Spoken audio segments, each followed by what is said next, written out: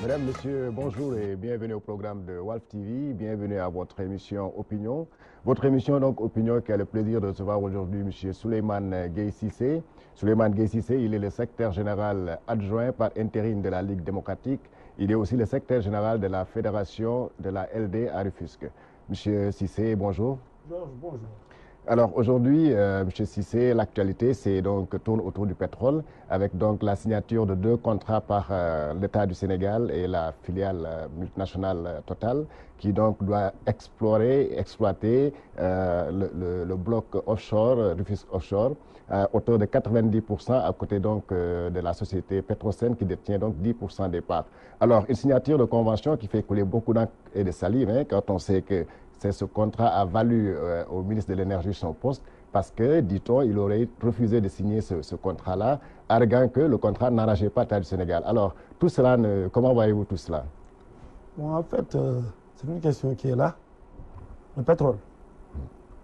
Le pétrole, comme tout le monde le sait, a construit beaucoup de pays. Mais le pétrole aussi a détruit beaucoup de pays. Vu les intérêts que ça suscite au niveau mondial. Donc, quand ça existe dans un pays, il faut que le leadership soit averti. Il faut un leadership patriote qui peut faire face aux grands lobbies internationaux. Je crois que c'est extrêmement important quand on découvre du pétrole dans un pays. Je l'ai dit tantôt, le pétrole, si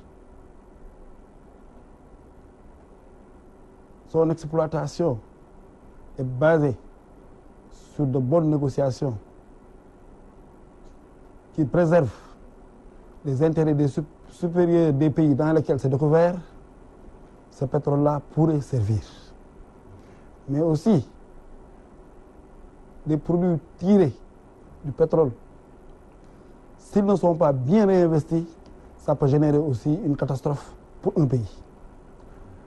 Maintenant, s'il n'y a pas un leadership averti, avéré, ça peut générer, et comme ça se passe au Sénégal actuellement, avant même l'exploitation, des tiraillements qui peuvent quand même produire le contraire, freiner le développement du pays. Voilà, donc parlant même de ces tiraillements, on a vu le groupe African Petroleum, qui est détenu par Frank Timis, qui était d'ailleurs premier attributaire de ce bloc offshore, offshore, qui a sorti un communiqué par le biais de son site internet le 3 mai dernier, disant que voilà, ce bloc lui appartient toujours, là où le Premier ministre qui est sorti hier seulement pour dire que non, son contrat était résilié. Alors, est-ce qu'il n'y a pas de problème? Il y a un problème. Ceci dénote de la manière dont ce dossier-là est géré. Parce que c'est extrêmement important. Il fallait d'abord commencer par créer la transparence autour de ce pétrole-là. Signer des contrats clairs qui sont bien garantis par une commission issue de l'Assemblée nationale et que les informations soient bien partagées. Mais aujourd'hui, personne ne peut juger. Personne ne peut dire qui a tort ou qui a raison. Parce qu'on ne sait pas comment ça s'est déroulé. Le Premier ministre a dit que le contrat de Petroleum a été résilié depuis 2015. Je n'en sais absolument rien du tout personnellement. Et il y a peu de Sénégalais qui en savent. C'est ce que je veux dire. Alors, mais est-ce que si ce tiraillement continue entre Petroleum, African Petroleum et l'État du Sénégal, cela ne pourrait pas amener encore d'autres scandales? Tout peut arriver. Tout peut arriver. C'est ce que j'ai dit tantôt. C'est-à-dire, il faut un leadership patriote averti, qui met au devant les intérêts du pays dans la transparence. S'il n'y a pas ça, tout peut arriver. Et actuellement, avec le pétrole, jusque-là, j'ai le regret de le dire, c'est le flou total. C'est le flou total. Alors cela ne donne plus pas raison à l'opposition qui jusque-là a dénoncé la manière dont le dossier pétrole est géré au Sénégal. L'opposition parle même de bradage de nos ressources pétrolières et gazières. Bon, je ne sais pas si l'opposition a raison ou a tort. Parce qu'actuellement, avec le pétrole, c'est le jeu des lobbies. Et les lobbies, on le défend aussi bien au niveau du pouvoir qu'au niveau de l'opposition. Dans les pays sous-développés, ces lobbies-là créent même des partis. Donc c'est pour cela que je vais être extrêmement prudent par rapport à ce dossier-là. Prudent par rapport à ce dossier-là, mais là, vous ne pouvez pas être prudent par rapport au limogeage du ministre de l'Énergie. Est-ce que ce limogeage-là ne va-t-il pas créer ou semer le doute dans l'esprit des Sénégalais?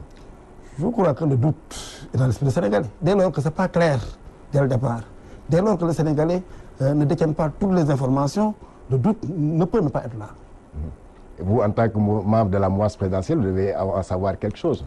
Bon, en fait, le limogeage d'un ministre, je crois que ça, c'est de l'événementiel. Moi, je vais aller au-delà de l'événementiel. Quand les principes de base sont violés, ça peut générer beaucoup de choses, comme la démission d'un ministre, mais aussi pire, comme une exploitation à la défaveur du pays, du pétrole, comme une mauvaise utilisation aussi des produits générés par ce pétrole-là. Et ça, c'est beaucoup plus grave que le limogeage d'un ministre. Mais ne pensez-vous pas que l'État du Sénégal devait procéder à un appel d'offres pour savoir ou bien pour avoir le mieux-disant dans cette affaire-là? Tout ça, c'est la transparence. Quand il y a transparence, c'est des organes de gestion qui sont désignés de manière claire. La transparence, c'est des procédures aussi claires. Mais aujourd'hui, personne ne peut te dire comment les organes qui gèrent le pétrole sont désignés. Personne ne peut te dire quelles sont les procédures de gestion de ce pétrole-là. Et ce que l'on appelle la non-transparence qui peut générer une catastrophe. Et pourtant, on avait mis sur place la Corse Gaz, c'est-à-dire la commission qui devait charger de gérer tout ce pétrole-là. Oh, la commission là, c'est la commission du président de la République avec ses hommes. Je regrette. Ah bon. Donc c'est le flou total autour de la gestion du pétrole, comme le dit l'opposition. Et c'est ça le problème. C'est ça le problème. Maintenant, l'opposition le dit en bonne foi, ou bien c'est d'autres lobbies qui sont défendus, parce qu'en fait, il y avait Cosmos, Petrotim, et maintenant on disait que d'autres producteurs avaient des défenseurs dans le système. Total est là. On verra, est-ce que tous continueront à parler? On verra. Alors là, d'aucuns même parle d'une sorte de recolonisation avec l'arrivée en masse au Sénégal des filiales françaises. Non, ce n'est pas une sorte de recolonisation, c'est une recolonisation totale. Les banques appartiennent à l'étranger, les routes avec l'autoroute à péage appartiennent à l'étranger, l'exploitation du carburant a toujours appartenu à l'étranger avec la présence des firmes, et même l'étranger est en train de pénétrer le milieu scolaire sénégalais avec la vente du groupe ISM. Donc c'est une recolonisation totale de nos pays. Je crois que ce n'est pas une sorte. Il faut appeler un chat par un chat. Nous avons perdu notre indépendance depuis très longtemps. Et tout cela au grand dam du peuple sénégalais. Effectivement. Alors nous allons avancer donc pour parler donc du processus électoral. Vous êtes membre de la mouvance présidentielle Benno Bokk Yakaar. Alors une mouvance qui connaît beaucoup de remous, hein, comme vous êtes de la LD. Alors à l'image de beaucoup de partis qui sont membres de cette mouvance-là, comme je vais citer le PS, je vais citer l'AFP, je vais citer d'autres partis comme la LD, alors connaissent des problèmes. Alors cela est dû à quoi?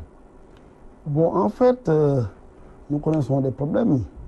Je crois qu'un parti, c'est comme un organisme humain. Les problèmes ne peuvent pas manquer.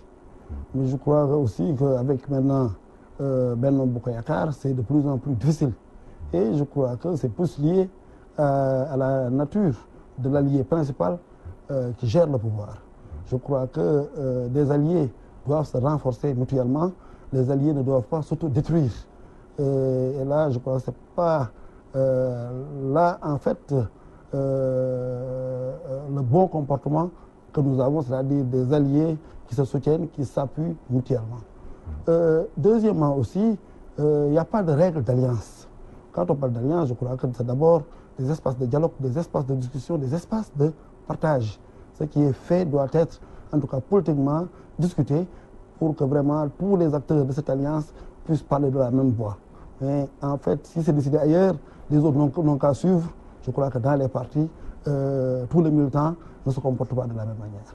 Et c'est à la source de difficultés. Vous parlez de coq en jambe ou bien des pots de banane que vous glissez peut-être l'allié principal? Oui, ça, moi je le dis, je l'ai toujours dit. Je crois que c'est une tactique de l'allié principal qui croit pouvoir vraiment grignoter partout au niveau de l'opposition, mais aussi au niveau de ses alliés pour s'agrandir. Maintenant, quand ce parti-là s'agrandit, Vous voyez aussi ce que ça produit. Ce sont les réunions avec des chaises qui s'envolent, des bancs qui s'envolent, des insultes, etc. Donc je crois que c'est le mélo total. Donc il y a une sorte de malaise au sein de Benno Bokk Yakaar. C'est un malaise au sein du pays. En général, maintenant, Benno Bokk Yakaar n'a pas existé en tant que coalition, c'est-à-dire quand je dis que Benno Bokk Yakaar n'a pas existé en tant que coalition, c'est-à-dire les organes ne sont pas bien définis, bien déterminés du sommet à la base. Il n'y a pas aussi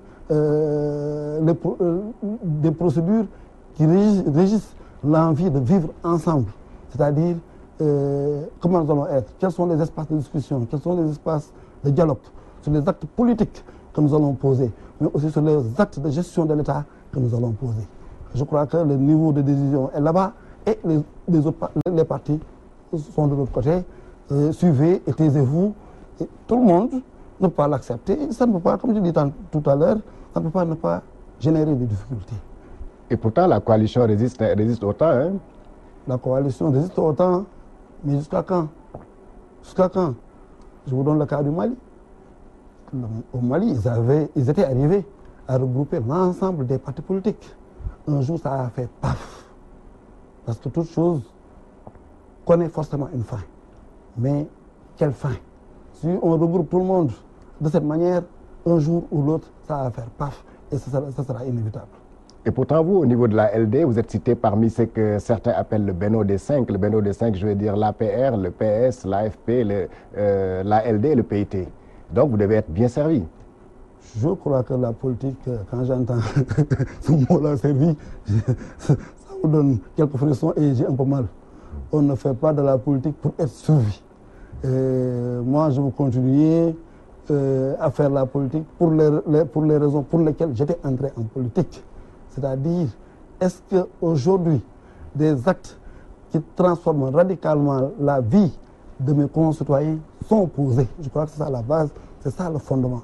Et il faut discuter au sein de la coalition pour poser pour mettre en place un plan de développement crédible et inclusif qui emporte l'adhésion non seulement des partis de Benno Bokk Yakaar, des partis politiques, mais de tous les concitoyens sénégalais en général. Mais récemment, le chef de l'État a convoqué tous les leaders de Benno Bokk Yakaar dans un hôtel de la place pour discuter. C'est un grand show. Voilà, c'était un show pour vous? C'est un grand show. Pourquoi? En fait, il n'y avait pas de discussion. Le président a introduit, il a passé la parole au président de l'Assemblée nationale et les leaders de sous-coalition ont parlé plus que quelques leaders, la séance est levée. Donc, ce n'était pas un espace de discussion ou de dialogue. Mais peut-être qu'avant les investitures, il doit y avoir dialogue entre les différentes composantes de Benno Bokk Yakaar et le chef de l'État. En tout cas, jusque-là, je ne vois pas d'espace de dialogue qui est défini. Et pourtant, vous avez décidé d'aller aux législatives avec la coalition Benno Bokk Yakaar, ou bien pour parler court, vous avez décidé de partir avec le chef de l'État. Effectivement, notre bureau politique a décidé de nouer alliance avec Benno Bokk Yakaar. Des négociateurs ont été désignés au sein de notre parti. Et je crois que si ce pool de négociateurs trouve des interlocuteurs en face, ils négocieront. Maintenant, nous avons convoqué un autre bureau politique le 20. Les résultats nous seront fournis. Est-ce que vous avez une idée du nombre de députés que vous voulez avoir au sein de cette coalition-là?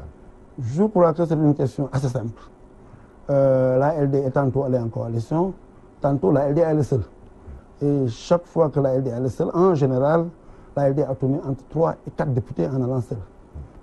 En 2002, en coalition avec le PDS, dans le cadre de la CAP 21, la LD avait 7 députés. Et une coalition doit servir à ça, c'est-à-dire se fortifier.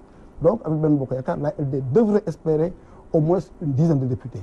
Mais moi, je dis, il y a un minimum quand même pour aller ensemble, et le minimum ne doit pas tourner, doit tourner au moins autour de ce que tu aurais si tu allais seul. C'est pas normal, c'est pas juste, mais au moins, comme minimum, quand même, moi je crois que ça pourrait passer. Mais n'oubliez pas qu'au sein de cette coalition-là, regroupe au moins une centaine de partis. Voilà, là en fait, c'est à nous d'être intelligents. Si la coalition regroupe une centaine de partis,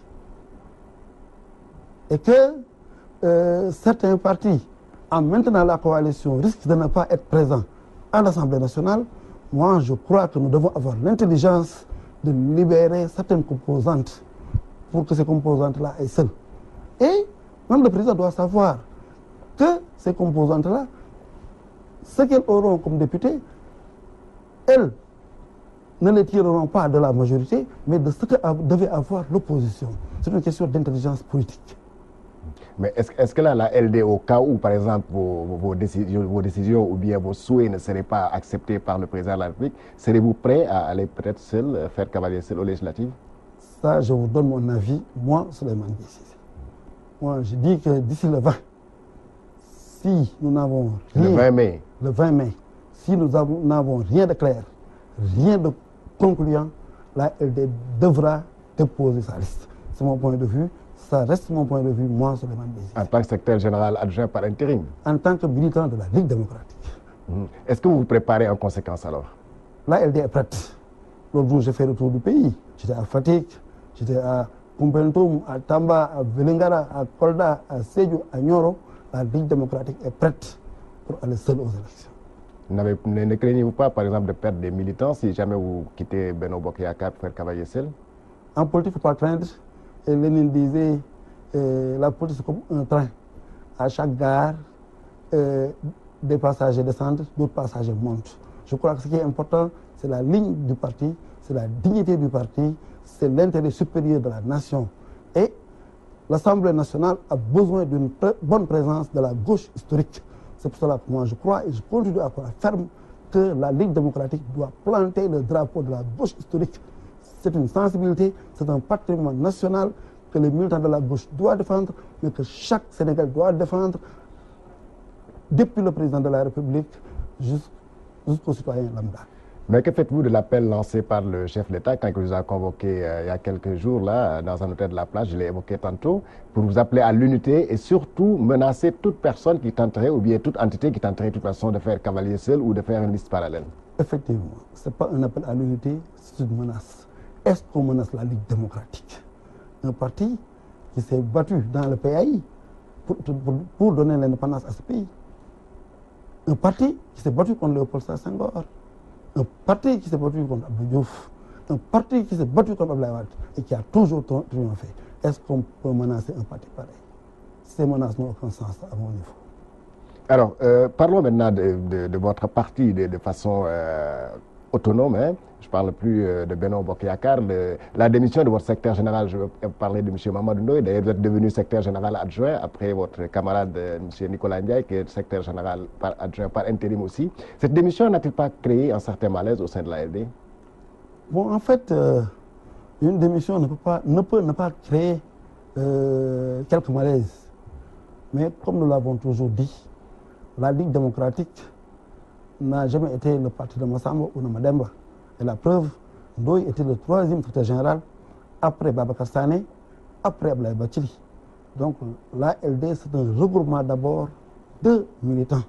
Ce n'est pas comme les partis que nous voyons aujourd'hui, le parti de tel ou le parti de tel ou le parti de tel. Mamadou Ndoye a démissionné.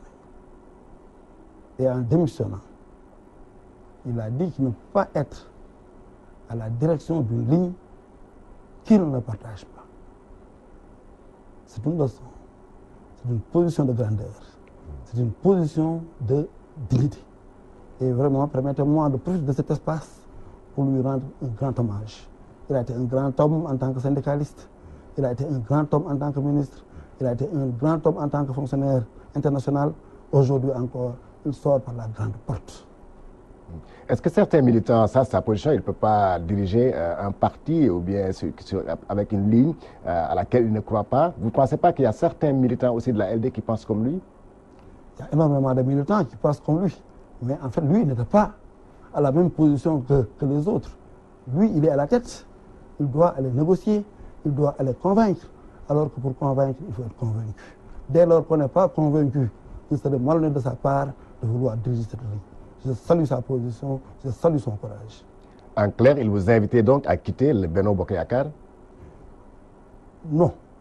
Quitter ou rester dans le Benno Bokk Yakaar ne s'est jamais posé et ça ne se pose pas jusqu'à aujourd'hui. Pourquoi? Mais être dans le Benno Bokk Yakaar être dans le gouvernement ne signifie pas que la LD doit aller ipso facto dans la liste de Benno Bokk Yakaar. La LD doit planter le drapeau de la gauche historique, comme je vous l'ai dit tantôt. Ça ne signifie pas quitter Benno Bokk Yakaar, et le débat de quitter ou de rester Benno Bokk Yakaar ne s'est pas encore posé dans le parti. Mais est-ce que vous ne voyez pas une certaine contradiction entre ce que vous voulez dire comme ça, que la LD doit planter le drapeau de la gauche historique? La LD, à ce que je sache, est membre de ce qu'on appelle la CDS, la Confédération pour la démocratie et le socialisme, qui milite en tout cas pour l'avènement de la gauche au pouvoir. Est-ce que cela n'est pas un peu contradictoire que vous deveniez du coup souteneur de Benno Bokk Yakaar ou bien souteneur du président Macky Sall? La LD n'est pas un parti souteneur et la LD ne sera jamais un parti souteneur. La LD est un parti qui existe autour d'un idéal. Un idéal de valeur, un idéal d'éthique, un idéal de politique, de développement, un idéal d'amélioration des conditions de vie de nos concitoyens.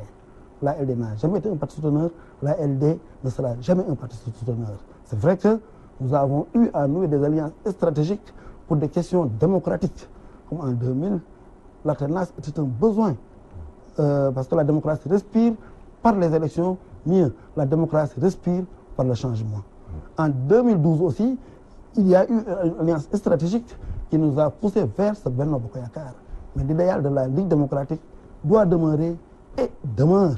C'est pour cela que, pour ne pas faire disparaître la Ligue démocratique, pour ne pas faire disparaître la gauche dans ce pays, les partis se développant et s'émancipant en plus en période électorale, pour toutes ces raisons-là, la Ligue démocratique doit planter le drapeau, doit planter son propre drapeau pour l'intérêt supérieur du pays, mais aussi pour que la gauche historique puisse continuer à survivre.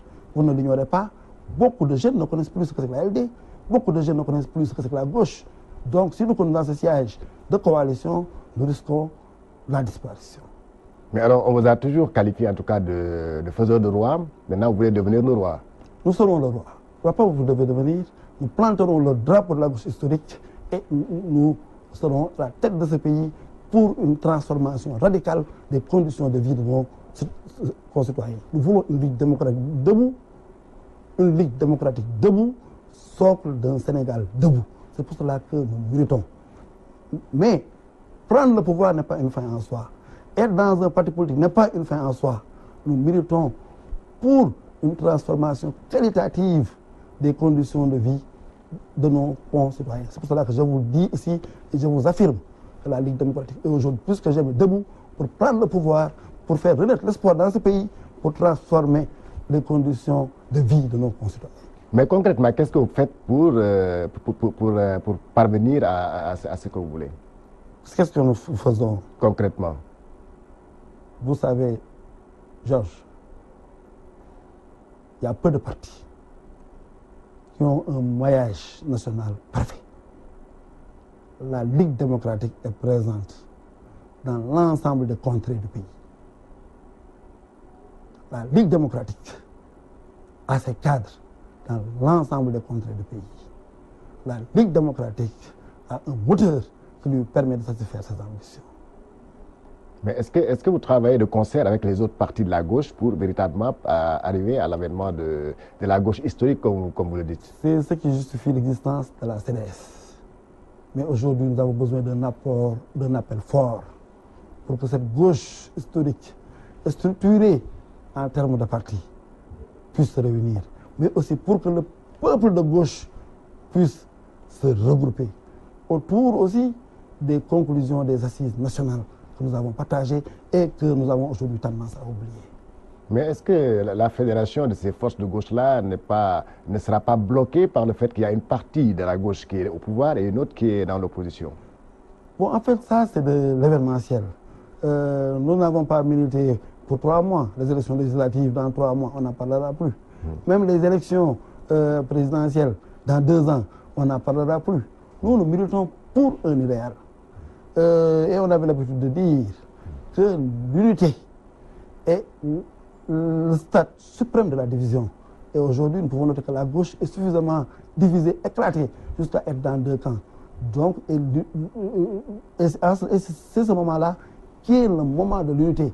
Parce que si l'unité ne se fait pas, la gauche risque de disparaître en tant qu'entité qui a été le moteur de la chose politique au Sénégal.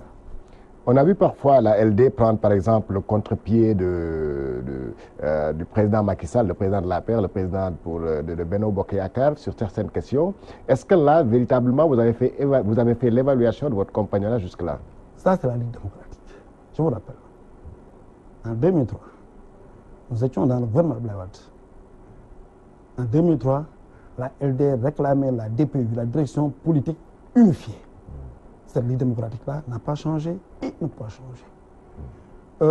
Être ensemble ne veut pas dire taisez-vous, broutez, suivez. Toutes les questions de gestion doivent être discutées. Et une fois que c'est discuté, emportant l'adhésion de tout le monde, en ce moment-là, tout le monde devra parler de la même fois. Mais si c'est comme l'acte 3 de la décentralisation, paf, le magicien sort une loi qui s'appelle Code général des collectivités locales.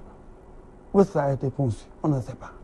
Comment ça peut apporter mon adhésion? Paf, on appelle un cabinet, le magicien sort ce que l'on appelle le PSE.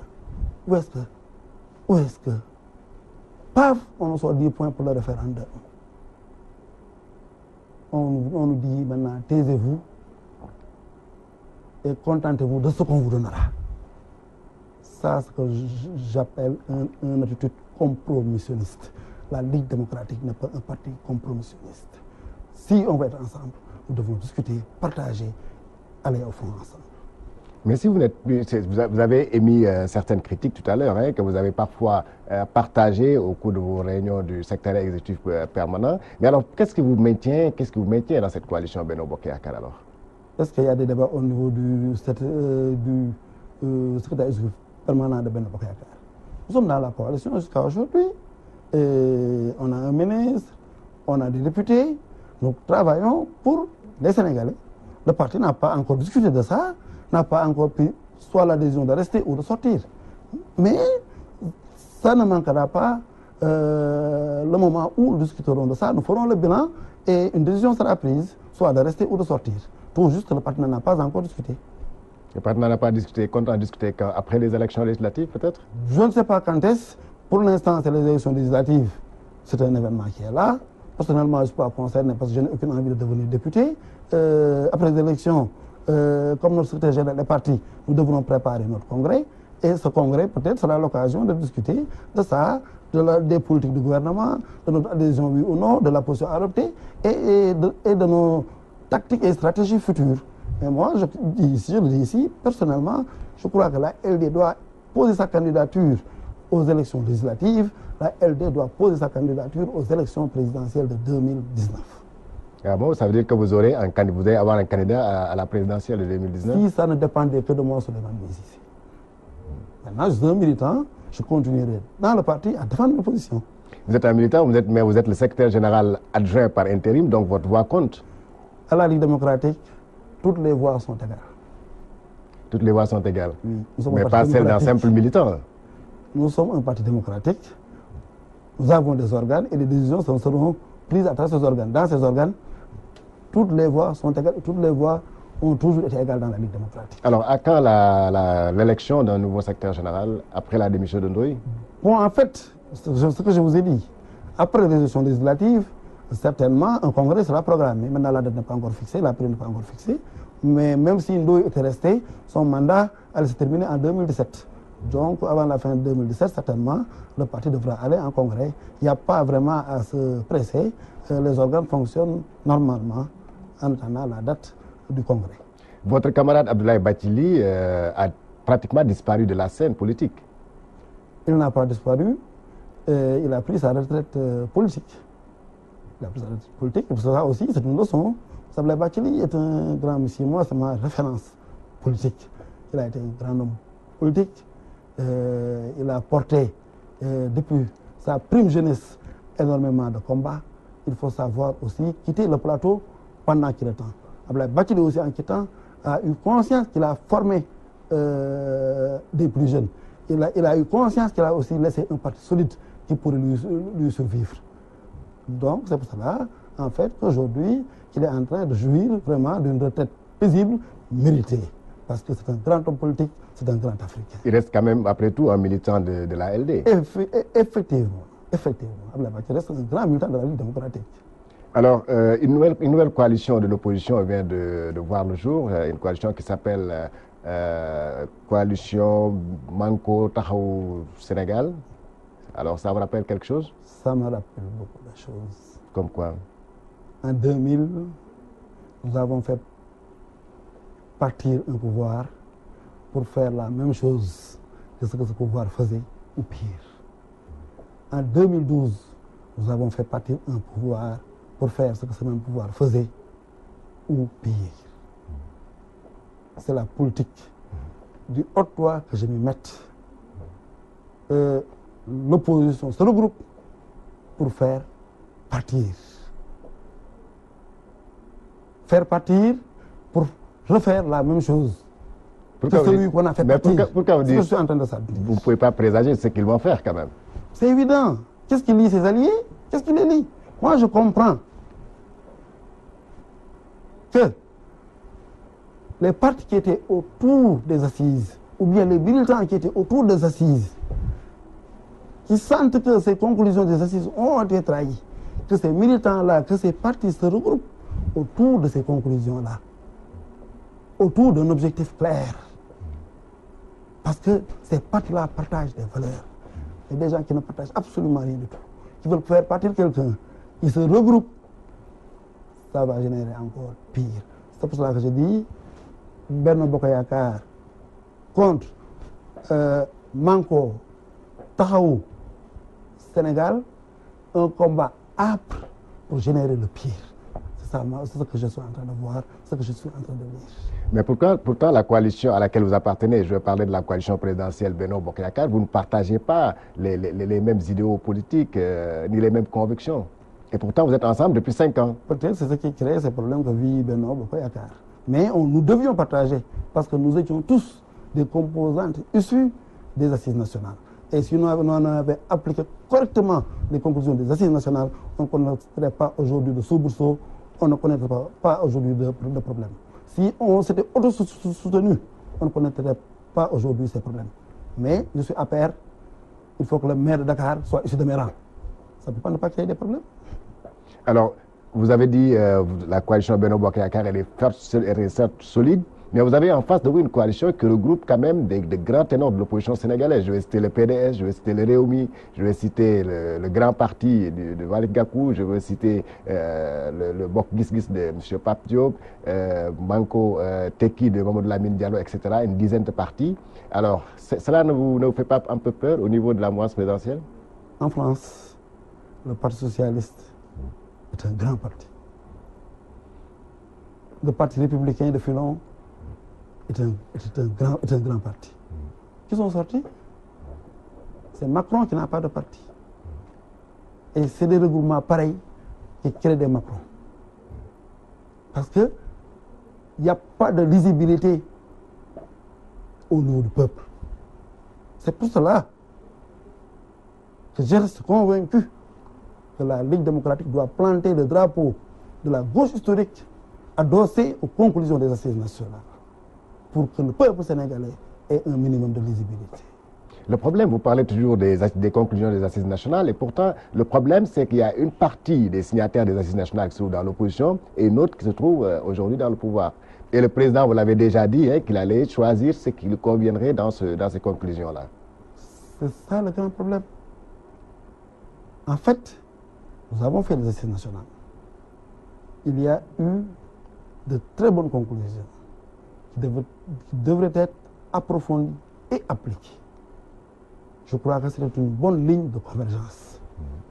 Mais je crois que le président de la République avait un rôle fondamental à jouer dans ça. Et je regrette de le dire, le président Macky Sall n'a pas joué le rôle qu'il devait jouer. le président de Macky Sall a manqué de respect à ces conclusions-là. Et aujourd'hui, ça crée cette débandade qui ne signifie pas que les conclusions ne sont pas bonnes. Il faut savoir repartir pendant qu'il est temps. Quel rôle devait-il jouer, par exemple? Je crois que les conclusions des assises devaient être appliquées. En 2012, nous étions portés par ces conclusions-là. Et si Benno Siggil Sénégal n'avait pas éclaté, Macky ne serait pas président. Et Benno Siggil Sénégal était créé autour de ces conclusions-là. Le président Macky Sall, quand il a quitté le gouvernement, il a signé ses conclusions. Il a signé, il a donné son accord pour appliquer les conclusions de ces assises. Donc, on devait en faire une bréviaire dès le départ. Et on a attendu 2 ans, on a tergiversé, après on a débouché sur un référendum qui dévoie complètement les conclusions de ces assises nationales. Et là, nous avons toujours un régime présidentiel extrêmement fort. Et comme on avait eu à le dire, c'est là la source des problèmes en Afrique. Parce que dans les démocraties africaines, il n'existe qu'un seul point, la présidence de la République. À partir de ce point, on a tout le gouvernement, on a l'Assemblée nationale, on a les collectivités locales, mais même le développement ou l'existence des entreprises privées dépend de ce point. C'est pour cela qu'à la veille des élections présidentielles en Afrique, il y a des remous, il y a des secousses qui peuvent générer même un éclatement du pays. C'est pour cela que les assises avaient préconisé un régime parlementaire avec un éclatement du pouvoir. Qu'est-ce que nous voyons aujourd'hui? Nous sommes en face d'un régime présidentiel renforcé, ce qui signifie que le président Macky Sall a complètement dévoyé les conclusions des assises. Il n'est pas trop tard pour bien faire. Je lui lance un appel vraiment pour revenir sur tout ça. Il est jeune, il est toujours président. Nous devons en discuter et repartir sur de nouvelles bases. Et ce qui permettrait à tous ces partis aussi de rester dans Benno Bokk Yakaar. Mais est-ce qu'à l'occasion de vos rencontres avec le chef de l'État, qui est votre allié après tout, est-ce que vous faites ces critiques, vous formulez ces critiques ou bien ces suggestions pour qu'il revienne par exemple à ces conclusions-là? Justement, il n'y a pas d'espace de rencontre et de dialogue. On ne sait pas où poser le problème. C'est là le grand problème. Vous pouvez le poser au sein de vos instances. Nous l'avons posé au sein de nos instances. Nous avons toujours posé au sein de nos instances. Mais je dis, au niveau de Benno Bokk Yakaar, il n'y a pas d'espace de dialogue, de négociation. Par exemple, avec l'acte de la décentralisation, en tout cas, moi, je n'ai pas connu d'espace où il y a eu des discussions autour de ces modifications de la loi sur la gestion des collectivités locales. Avec le PSE, je ne connais pas l'espace politique dans lequel il y a eu une discussion. Au niveau du référendum, je n'ai pas vu d'espace politique de discussion. Donc, je n'ai pas vu d'espace de discussion.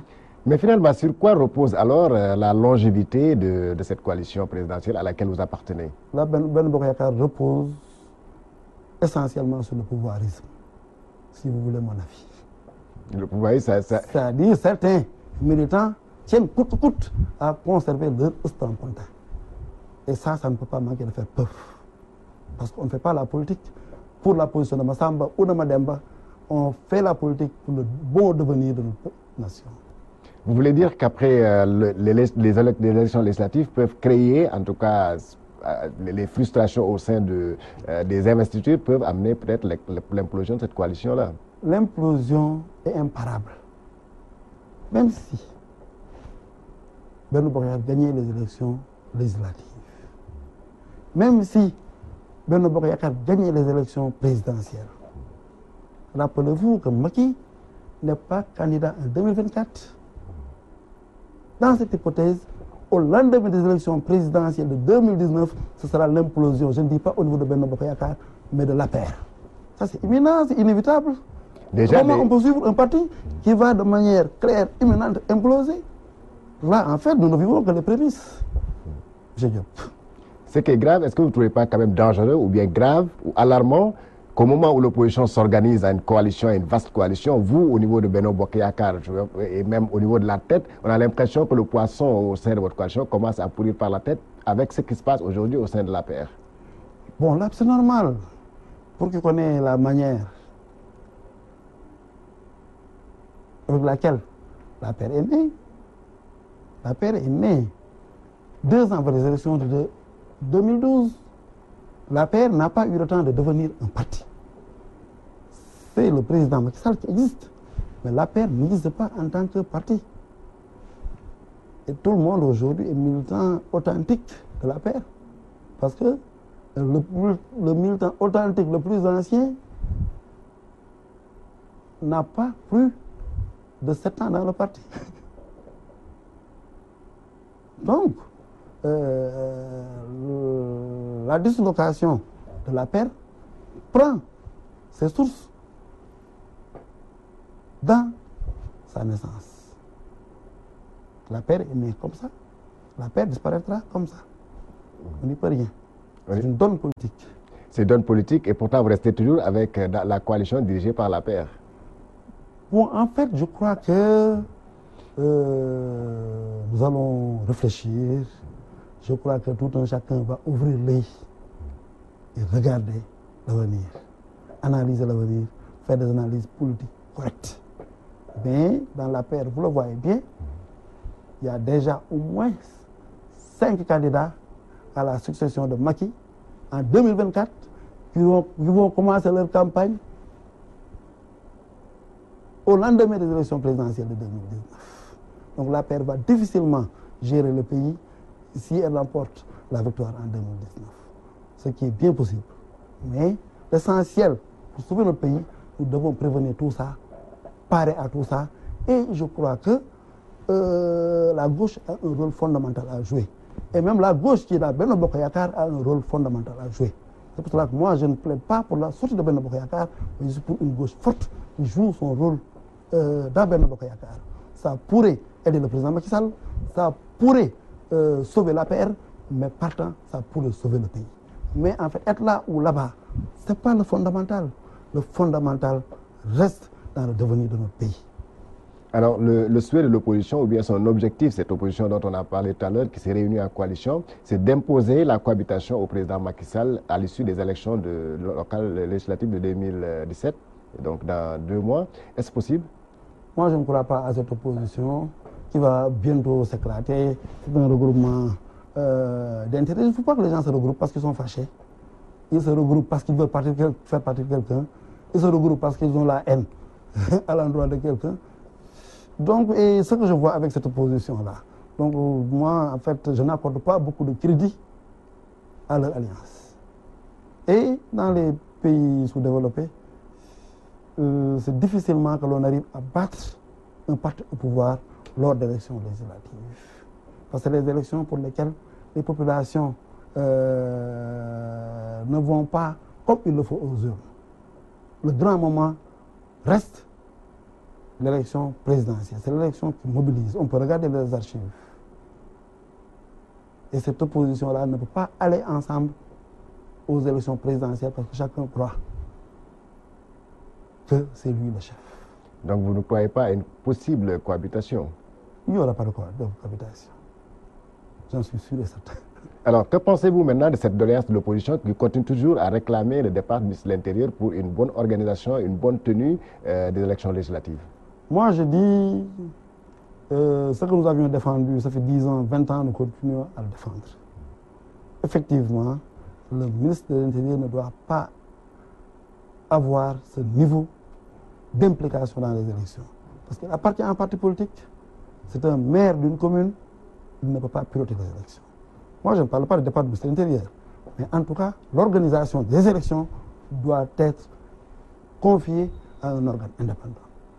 Nous nous battons pour des principes et nous continuons à nous battre pour les principes pour lesquels nous sommes toujours battus. Le président Wade l'avait fait en désignant un ministre, carrément un ministre chargé des élections. Pourquoi pas cette fois-ci? Voilà, on l'avait forcé. Maintenant, cette opposition-là, est-ce qu'elle fait de l'opposition? Moi, je ne sais pas. Mais est-ce que ce n'est pas à vous, par exemple, de raisonner vos alliés de l'APR pour qu'effectivement qu'on arrive à ce que Wade avait réussi à faire? Nous, Ligue démocratique, en tout cas, une bonne fois de la Ligue démocratique, nous continuons à dire à Macky ce que nous devons lui dire. Je suis là et je porte sur ce plateau ce combat. Je n'ai pas tergiversé pour vous répondre. Abdoulaye Daouda Diallo ne doit et ne peut pas organiser les élections. Il peut rester de l'intérieur. Mais pour que la confiance se crée, il faut un organe assez indépendant. Ça donne de la lisibilité démocratique. Nous aimons nos idées. Maintenant, si l'opposition avait joué son rôle ou avait les capacités de jouer son rôle, aujourd'hui, on ne serait pas là. Mais c'est une opposition... Son rôle, serait quoi pour vous? Son rôle, c'est de se battre. Ils sont en train de se battre. Ils ne se battent même pas. Est-ce qu'il existe en tant qu'opposition? Ça même, j'en doute. Il y a beaucoup de fanfaronnades. Il y a beaucoup de positionnements. Mais qu'est-ce qu'ils font concrètement sur le terrain? L'autre jour, pour exister, ils étaient obligés d'aller se cacher derrière Y'en a marre. Donc, ce n'est pas une opposition en tant que telle. Et l'opposition au Sénégal, c'est la gauche historique. Nous savons comment lutter. Nous savons comment organiser la lutte. Et le moment venu, nous organiserons la lutte. Et pourtant, vous n'êtes jamais arrivé au pouvoir. C'est ça qui est curieux. Bon, en fait, c'est la nature de la démocratie. Parce que nous sommes dans un pays démocratique. Donc, l'argent joue un rôle capital au niveau des élections. Et les candidats apparaissent suivant l'ordre de leur bourse. Et la gauche n'a jamais été une entité d'argent. C'est ce qui explique notre position. Parce que pour nous, il faut convaincre le citoyen. Mais le jour des élections, donner des 2 000, des 3 000, des 10 000, des 4 000, et la corruption, je crois que ça, si on le faisait, nous ne serions plus la gauche. On ne peut pas aller plus vite que son peuple. Nous devons retrousser nos marches et continuer la conscientisation. Et aujourd'hui, c'est propice. Avec l'avènement d'Internet, de Facebook, de la multiplication des radios, des télévisions, malheureusement, la gauche, quand même, il faut l'avouer, est en train de baisser les bras au moment propice. C'est ce qu'il faut éviter.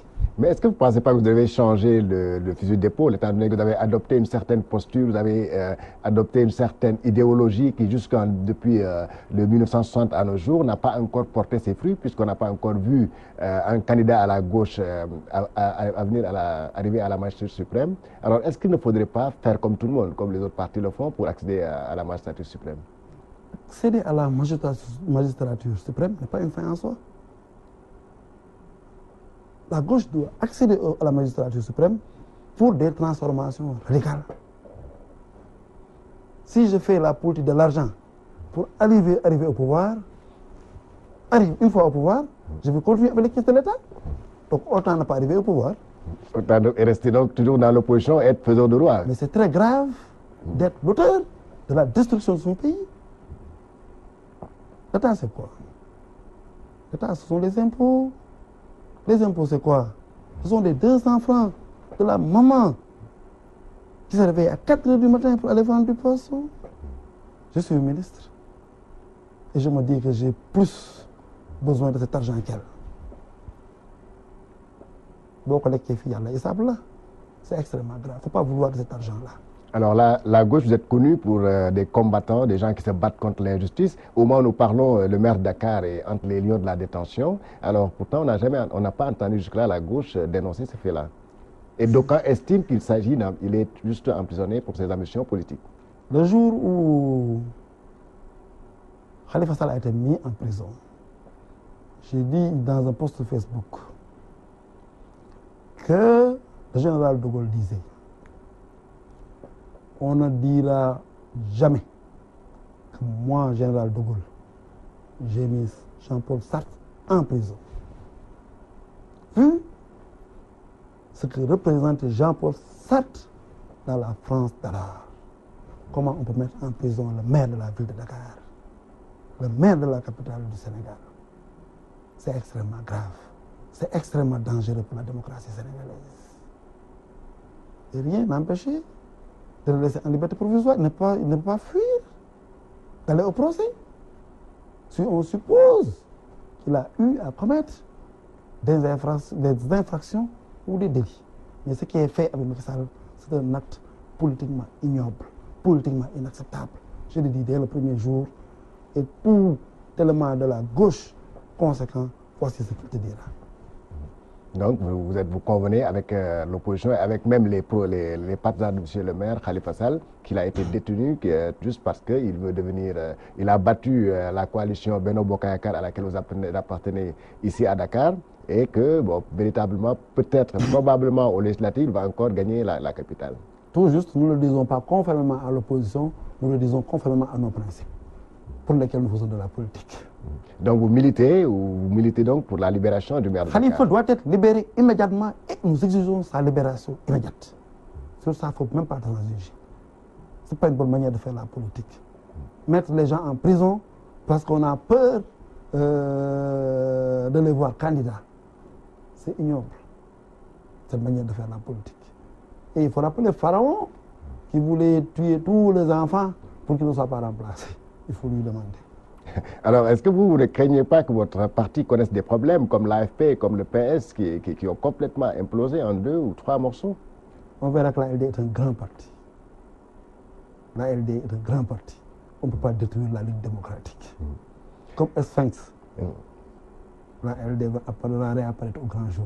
Mais time will tell, le temps nous dira. Il nous reste encore quelques minutes. Alors, nous allons donc parler de la présidentielle française qui se déroule aujourd'hui, même dimanche, avec 2 candidats. Alors, si vous étiez français, pour qui allez-vous voter? Je ne voterai jamais pour Marine Le Pen. Le Front National, c'est le racisme. Le Front National, c'est le nombrilisme. Et vous avez entendu le Frexit comme le Brexit, comment l'invoque Marine Le Pen. Et le Front National, c'est le désordre mondial. Donc, si j'étais français, je ne voterais jamais Marine Le Pen. Et nous appelons le peuple français à voter pour Emmanuel Macron. Et il n'y a pas de choix. Il n'y a pas de choix. Il n'y a pas de choix. Il faut éviter vraiment que... De toute façon, Macron bénéficie quand même du soutien de beaucoup de personnalités françaises. Bon, Macron va gagner, je n'ai pas de doute. Je ne crois pas, je ne vois pas la France mettre Marine Le Pen à la tête du pays. C'est la France en dehors de l'Union européenne. Vous savez, la France est aujourd'hui la nation la plus cosmopolite, la plus hétérogène. Les Français de souche sont minoritaires. Dans un pays pareil, élire un nationaliste, c'est créer la catastrophe. Donc la France ne peut pas élire Marine Le Pen. Regardez l'équipe de la France. Descendez à Paris, immédiatement vous voyez toutes les nationalités. Et c'est tous des Français. Alors ce qui est arrivé en France, c'est un cas assez intéressant. On a vu que les partis historiques comme la droite et la gauche, aucun de ces partis-là n'est arrivé au second tour. Alors est-ce qu'il n'y a pas quelque part la faillite de la classe politique? Oui, c'est un phénomène mondial. En fait, il y a une certaine manière de faire la politique qui est en train d'être dépassée. On a l'impression que les citoyens du monde sont à la recherche d'autres choses. Donc la chose politique doit être réinventée, mais le parti politique classique, tel que ça a fonctionné, est aujourd'hui à rude épreuve. Il faut le constater. Alors ce qui est arrivé en France peut-il arriver au Sénégal en 2019? Bon, en fait, au Sénégal, tout peut arriver. Qu'on voit un certain Macron comme ça qui émerge, qui n'est pas... Jusque-là, quand même, vu le niveau de conscientisation des masses, vu le niveau d'alphabétisation, jusque-là, quand même, les appareils politiques jouent un rôle prépondérant dans cette élection. Parce qu'autour des centres d'électeurs, c'est les grands électeurs qui sont dans le quartier, qui sont les imams, etc. et tout. Est-ce qu'il y a un mouvement de conscientisation assez fort pour amener le Sénégal à ce niveau? J'en doute. Mais il ne faut pas dire que ce n'est pas possible. Mais parce que là, on a vu que les personnalités indépendantes commencent à émerger petit à petit. On les a vus dans l'Assemblée nationale, dans l'histoire actuelle. Cela donc peut bien arriver au Sénégal. Bon, les personnes indépendantes ont toujours dit entre 2 et 3%. Jusque-là, ce sont les appareils politiques et les moyens financiers de celui. Maintenant, il faut exclure demain que même au Sénégal, un trafiquant de drogue vient avec beaucoup de milliards pour prendre le pays. Parce que je vous ai dit tout à l'heure que les moyens financiers sont déterminants en matière d'élection au Sénégal. Et le lobby aussi joue aujourd'hui un rôle important dans les élections. Les élections passées, vous avez vu dans le pays un matériel extraordinaire que vous n'avez pas revu après les élections. Des sonos, etc. et tout, que vous avez vu ici. Il faut le dire, ce matériel-là appartenait à Bolloré, qu'il a débarqué, qui a élu un président et qui est reparti. Donc tout peut arriver. Voilà, votre émission Opinion, c'était tout pour aujourd'hui. Merci à M. Souleymane Gueye Cissé. Je rappelle que vous êtes le secrétaire général adjoint par intérim de la Ligue démocratique. Vous êtes aussi le président, le secrétaire général de la fédération de la LD à Rufisque. Merci à l'équipe technique qui m'avait accompagné, Cheikh Tidiane Ndiaye et Cheikh Tidiane Diop. Merci à vous, chers téléspectateurs. Excellent week-end, excellent dimanche à vous. Merci. Rendez-vous dimanche prochain pour un autre numéro de Opinion. Je vous remercie, M. Diop.